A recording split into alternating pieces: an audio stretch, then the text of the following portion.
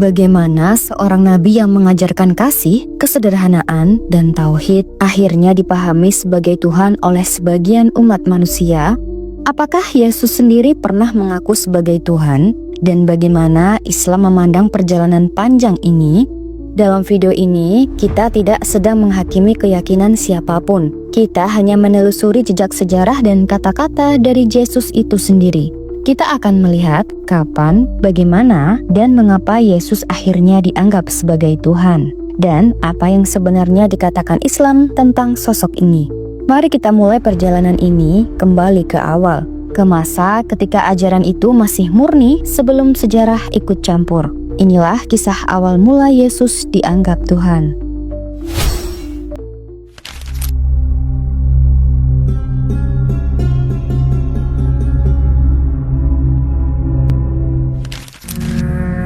Ribuan tahun lalu di sebuah desa kecil di Palestina. Tanahnya gersang, namun harapan selalu tumbuh di antara masyarakat yang hidup di bawah tekanan politik Romawi dan perpecahan internal Bani Israel. Di tengah kekacauan itu, lahirlah seorang bayi yang kelak menjadi salah satu tokoh paling berpengaruh dalam sejarah manusia. Dialah Isa bin Maryam. Islam menggambarkan kisah ini dengan cara yang sederhana tapi sangat agung. Al-Quran tidak pernah menempatkan Isa sebagai Tuhan, melainkan sebagai tanda kebesaran Allah, lahir tanpa ayah, dibersihkan dari tuduhan, dan diangkat sebagai nabi yang membawa cahaya. Allah mengabadikan perkataan Isa sejak kecil di dalam Al-Quran. Aku adalah hamba Allah.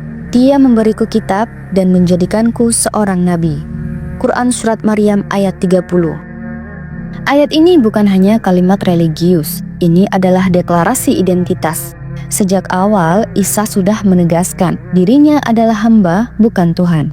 Dan bagi umat Islam, inilah fondasi pertama untuk memahami siapa Isa sebenarnya. Ketika Nabi Isa mulai berdakwah, Palestina tengah dipenuhi berbagai kelompok Yahudi yang saling berselisih. Sebagian hanya memegang tradisi, sebagian hanyut dalam dogma ritual, sebagian mulai terpengaruh budaya pagan akibat penjajahan Romawi. Tugas Nabi Isa bukanlah menciptakan agama baru, tetapi mengembalikan ajaran tauhid yang dibawa Nabi Ibrahim yang sudah mulai terdistorsi oleh perdebatan dan kepentingan kelompok. Al-Quran menjelaskan bahwa Nabi Isa datang untuk menghalalkan sebagian yang sebelumnya diharamkan, menguatkan Taurat yang sudah ada, mengajarkan kembali keesaan Allah, menyampaikan Injil sebagai petunjuk dan cahaya, dan yang paling penting, ia datang sebagai Nabi, bukan sebagai Tuhan. Allah mengabadikan perkataan Isa dalam Al-Quran. Sesungguhnya Allah adalah Tuhanku dan Tuhan kalian, maka sembahlah Dia. Quran Surat Maryam ayat 36. Ajaran ini sangat konsisten dengan tradisi para nabi Bani Israel sebelumnya. Musa, Harun, Zakaria, Yahya, semuanya menyeru kepada Tuhan yang Esa.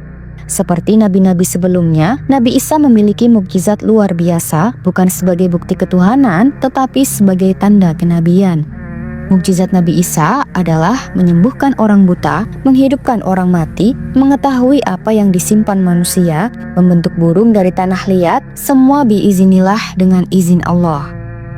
Bagi Islam, mukjizat bukanlah penanda ketuhanan, melainkan alat verifikasi wahyu. Seorang nabi diberi tanda agar umatnya tahu bahwa ia benar-benar diutus oleh Tuhan. Seperti Nabi Musa membelah laut atau Nabi Muhammad membelah bulan, semua itu tidak menjadikan mereka Tuhan. Dalam Islam, tanda kebesaran tidak pernah mengubah status seorang nabi menjadi ilahi. Menariknya, banyak sejarawan modern sepakat bahwa Yesus sebenarnya adalah seorang pengkhotbah Yahudi yang mengajarkan monoteisme ketat sama seperti tradisi para nabi sebelumnya. Yesus hidup seperti seorang rabbi Yahudi, berdoa kepada Tuhan, mengikuti hukum Taurat, mengajarkan penyembahan kepada Allah yang Esa. Pandangan ini justru sangat sejalan dengan deskripsi Al-Quran. Dalam Islam, Nabi Isa bukan titik awal agama baru. Ia adalah rantai emas dalam barisan Nabi, melanjutkan pesan yang sama. Tuhan kita satu, Dialah Allah, tiada Tuhan selain Dia. Jadi, sebelum kita masuk ke sejarah gereja, perdebatan teologi atau konsili-konsili besar, kita perlu memahami satu hal penting. Islam melihat Nabi Isa sebagai Nabi Tauhid, manusia pilihan, dan tetap manusia. Pertanyaannya sekarang, jika ajaran asli Nabi Isa adalah tauhid, kapan dan bagaimana ajaran itu berubah menjadi doktrin ketuhanan? Itu yang akan kita bahas di bab berikutnya.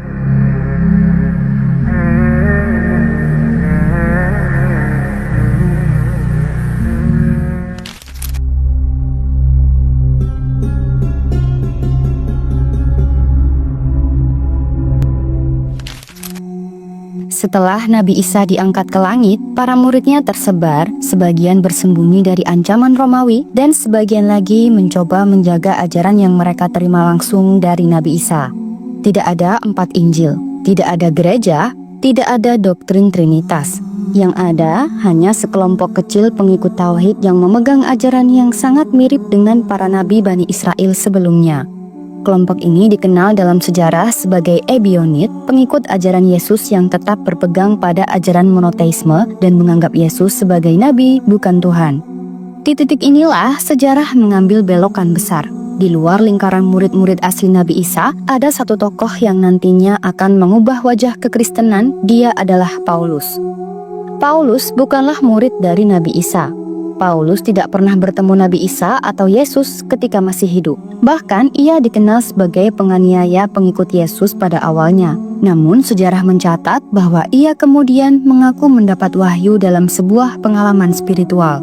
Setelah itu, ia mulai mengajarkan sebuah versi baru dari ajaran Yesus, versi yang sangat berbeda dari yang dibawa murid-murid asli Yesus.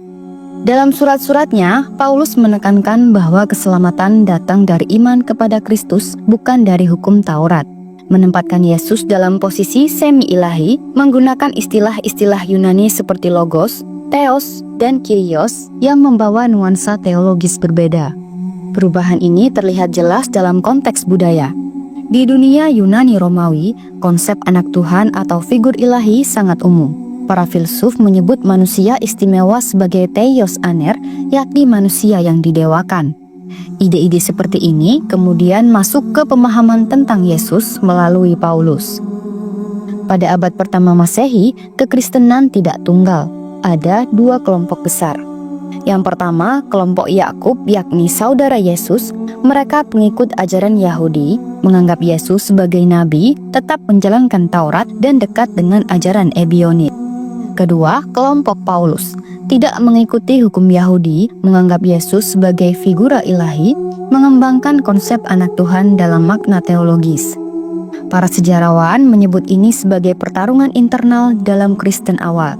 Dan dalam pertarungan itu, kelompok Paulus semakin dominan, bukan karena ajaran mereka lebih dekat dengan Yesus, tetapi karena mereka mendapat dukungan budaya Yunani dan wilayah Romawi yang lebih luas.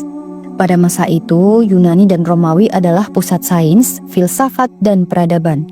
Bahasa Yunani adalah lingua franca. Saat Paulus mengajarkan Yesus sebagai logos, firman yang menjadi daging, para filsuf Yunani langsung menghubungkannya dengan konsep metafisik yang sudah ada. Akibatnya, ajaran tentang Yesus mulai bergeser. Dari nabi menjadi figur ilahi, dari utusan Tuhan menjadi penjelmaan Tuhan, dari manusia menjadi sesuatu yang setara dengan Tuhan. Maka jadilah campuran antara ajaran Yahudi, filsafat Yunani, dan tradisi Romawi yang kemudian membentuk fondasi awal teologi Kristen. Inilah titik di mana sejarah dan budaya mulai memberi warna baru pada ajaran Nabi Isa. Memasuki abad keempat, kekristenan mulai mendapat perhatian Kaisar Romawi, terutama Konstantinus. Konstantinus ingin menyatukan wilayah kekuasaannya, dan itu berarti menyatukan ajaran gereja. Masalahnya, gereja terpecah menjadi 2 kubu. Kubu pertama, yakni Arius yang menganggap Yesus adalah makhluk ciptaan, tidak setara dengan Tuhan, mendekati konsep tauhid. Kubu kedua, yakni Athanasius, menganggap Yesus sehakikat dengan Tuhan, sama-sama kekal dan basis doktrin Trinitas. Perdebatan ini semakin tajam hingga akhirnya Konstantinus memanggil Konsili Nicea pada tahun 325 Masehi. Hasilnya, pandangan Arius dianggap sesat. Ajaran Athanasius ditetapkan sebagai doktrin resmi. Hingga akhirnya muncullah konsep anak sehakikat dengan Bapa. Dengan dukungan politik dan kekuatan negara, ajaran Trinitas kemudian menyebar dan menjadi arus utama. Maka, ketika kita melihat kekristenan hari ini, kita melihat hasil perjalanan panjang. Perdebatan teologi, tekanan politik, pengaruh budaya, dan keputusan konsili-konsili besar. Disinilah perubahan itu terjadi. Dari Nabi Isa sebagai nabi yang mengajarkan tauhid, menjadi Yesus sebagai bagian dari ketuhanan. Pertanyaan berikutnya dan sangat penting untuk kita jawab adalah, apa yang sebenarnya Yesus katakan tentang dirinya dalam Injil? Itu akan kita bahas di bab berikutnya.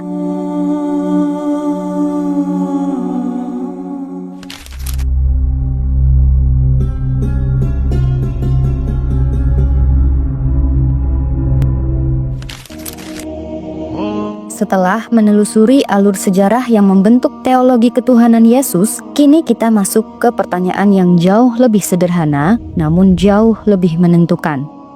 Apa yang Yesus sendiri katakan tentang dirinya?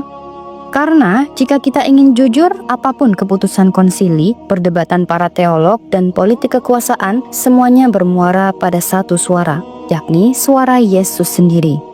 Dan menariknya, ketika kita membuka Injil, gambaran yang kita temukan justru sangat manusiawi. Yang pertama, Yesus yang berdoa. Tuhan tidak berdoa kepada Tuhan. Bayangkan sebuah malam sunyi di Taman Getsemani. Yesus berlutut, wajahnya penuh kesedihan, lalu ia berdoa dengan suara lirih. Ya Bapa, jauhkanlah cawan ini daripadaku. Matius pasal 26 ayat 39. Dalam satu adegan ini saja terlihat jelas, ada yang berdoa, ada yang didoakan, ada perbedaan kehendak. Dalam Islam ini sangat jelas, seorang hamba memohon kepada Tuhannya. Dan dalam konteks Yahudi, Yesus sedang melakukan tradisi doa para nabi sebelumnya. Jadi apakah Tuhan berdoa kepada Tuhan? Tentu saja Yesus tidak menunjukkan itu. Yesus menunjukkan bahwa dirinya adalah seorang hamba yang tetap memohon dan berdoa kepada Tuhannya. Kedua, Yesus tidak tahu hari kiamat. Ada satu ayat yang sangat kuat. Tidak seorang pun yang tahu hari itu, bukan para malaikat, bukan anak, hanya Bapa saja. Markus pasal 13 ayat 32. Ayat ini menjadi pusat perdebatan di antara para teolog Kristen selama berabad-abad. Jika Yesus adalah Tuhan, mengapa ia mengatakan, "Aku tidak tahu"? Ketidaktahuan adalah sifat manusia, bukan sifat Tuhan. Dalam Islam, ini sejalan dengan pemahaman Nabi. Mereka membawa wahyu, mereka punya keistimewaan, tapi mereka tetap manusia. Dan ini persis gambaran yang diberikan oleh ayat-ayat Injil. Yang ketiga, ayat-ayat yang sering disalahpahami. Ada beberapa pernyataan Yesus yang sering dianggap sebagai pengakuan ketuhanan. Namun ketika dilihat dalam konteks bahasa Aramaik dan budaya Yahudi, maknanya justru berbeda. Yang pertama berbunyi, "Aku dan Bapa adalah satu." Yohanes pasal 10 ayat 30. Di telinga Yunani Romawi, ini bisa dipahami sebagai kesatuan hakikat. Namun di tradisi Yahudi, ungkapan satu sering berarti satu tujuan, satu misi. Buktinya adalah dalam pasal yang sama, Yesus berdoa agar murid-muridnya juga menjadi satu seperti kami satu. Jadi jelas itu bukan satu hakikat, melainkan satu tujuan dan satu misi. Yang kedua berbunyi, "Sebelum Abraham ada, aku ada."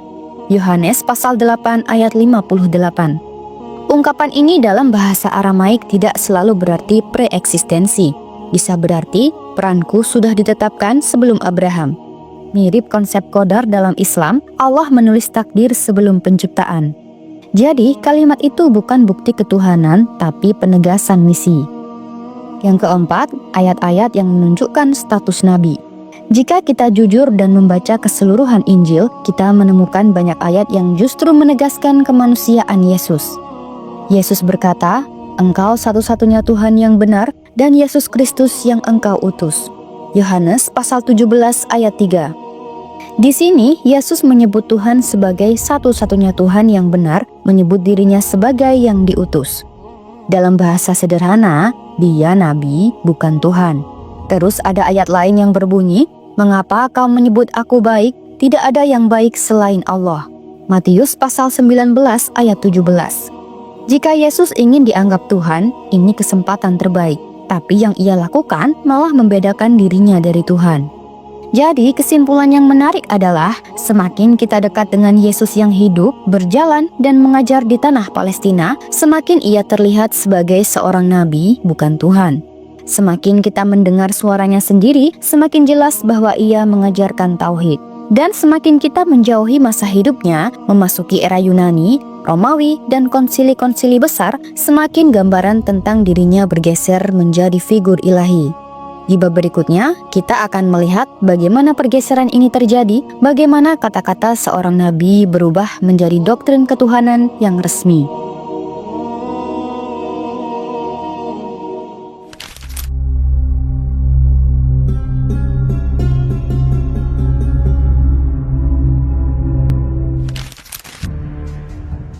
Sekarang kita sudah melihat dua jalur besar, sejarah yang penuh dinamika dan kata-kata Yesus yang sederhana dan penuh ketundukan kepada Tuhan.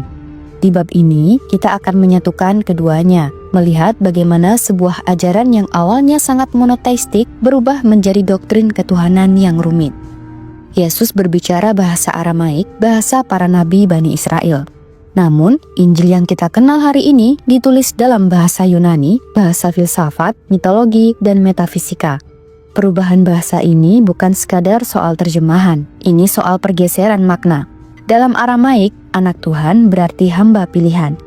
Kata Tuhan atau Adonai adalah gelar umum untuk pemimpin spiritual. Kata satu berarti satu misi, bukan satu hakikat. Tapi dalam Yunani, Theos berarti dewa dalam arti metafisik, Logos berarti entitas kosmik, Huios tou Theo atau Son of God punya konotasi ilahi. Ketika ajaran Yesus masuk ke dunia berbahasa Yunani, istilah-istilah itu menjadi lebih metafisik daripada yang Yesus maksudkan. Seolah terjadi penerjemahan budaya, bukan hanya bahasa. Inilah titik awal pergeseran teologis. Selama hampir 3 abad, pengikut Yesus adalah kelompok minoritas. Mereka dikejar-kejar, dianggap pemberontak, dan hidup dalam bayang-bayang kekuasaan Romawi. Namun semuanya berubah ketika Kaisar Konstantinus masuk Kristen. Sejak saat itu, ajaran gereja tidak hanya menjadi urusan agama, tapi juga urusan negara. Konstantinus ingin gereja bersatu, ajaran tunggal, tidak ada perpecahan yang bisa mengancam stabilitas politik. Maka semua perbedaan teologi perlu diputuskan di meja konferensi, bukan melalui dialog kecil antar umat. Disinilah lahir konsili-konsili besar, seperti Nicea, Konstantinopel, Efesus, Kalsedon. Mari bayangkan suasana konsili Nicea. Ruang besar dipenuhi para uskup, filsuf, dan pemimpin gereja. Di sisi kiri, kelompok Arius berdiri dengan tenang, membawa pandangan bahwa Yesus adalah makhluk ciptaan yang mulia, menganggap Yesus adalah utusan. Di sisi kanan, Athanasius menyuarakan bahwa Yesus adalah Tuhan sehakikat dengan Bapa. Ini bukan sekadar perdebatan intelektual, ini adalah perebutan arah gereja. Arius mengutip ayat-ayat yang menunjukkan kemanusiaan Yesus.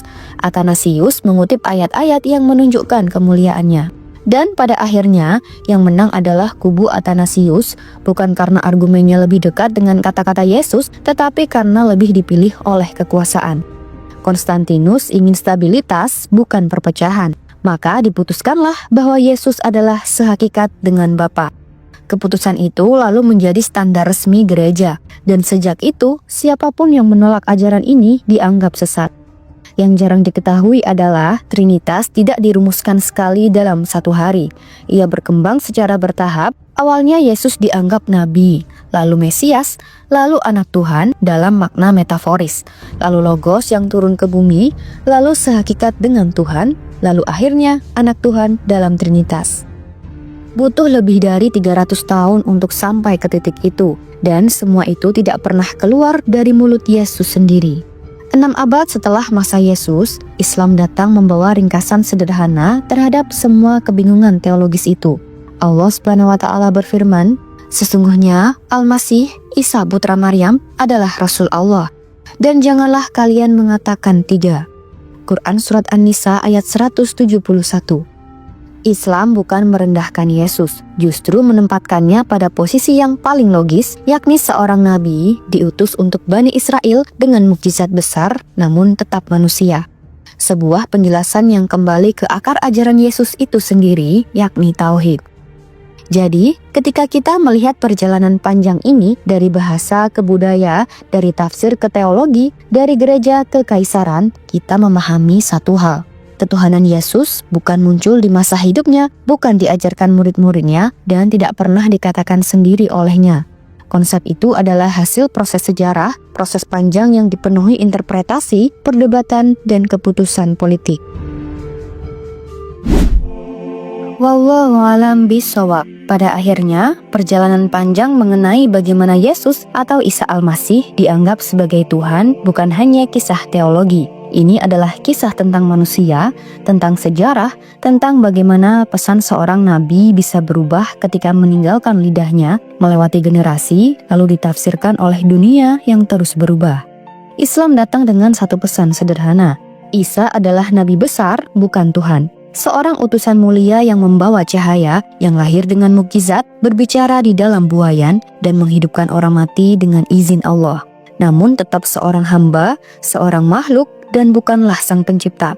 Dan ketika kita melihat perjalanan sejarah dari abad pertama hingga konsili gereja, kita melihat bagaimana perubahan-perubahan itu justru terjadi di luar masa hidupnya. Perlahan, dari ketidaksepahaman, dari budaya Romawi, dari kebutuhan politik dan kesatuan gereja, lahirlah doktrin yang kita kenal hari ini.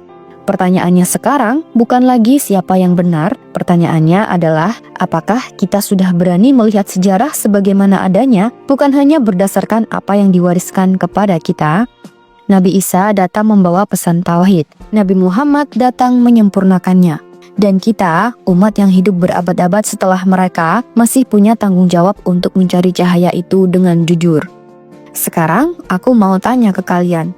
Menurut kalian, kapan titik pertama dalam sejarah yang paling berpengaruh sehingga Yesus akhirnya dianggap sebagai Tuhan? Apakah di zaman Paulus, Konsili Nicea, atau perubahan-perubahan kecil yang menumpuk selama ratusan tahun? Tulis pendapat kalian di kolom komentar. Siapa tahu diskusi kalian membuka pintu video berikutnya. Sekian dulu dari saya, terima kasih banyak buat kalian yang sudah menonton sampai akhir. Selebihnya mohon maaf, yang benar datangnya dari Allah, dan mohon maaf bila ada kurang atau keliru itu datangnya dari saya pribadi selaku manusia biasa. Sampai jumpa di video dan kisah-kisah menarik selanjutnya. Wassalamualaikum warahmatullahi wabarakatuh.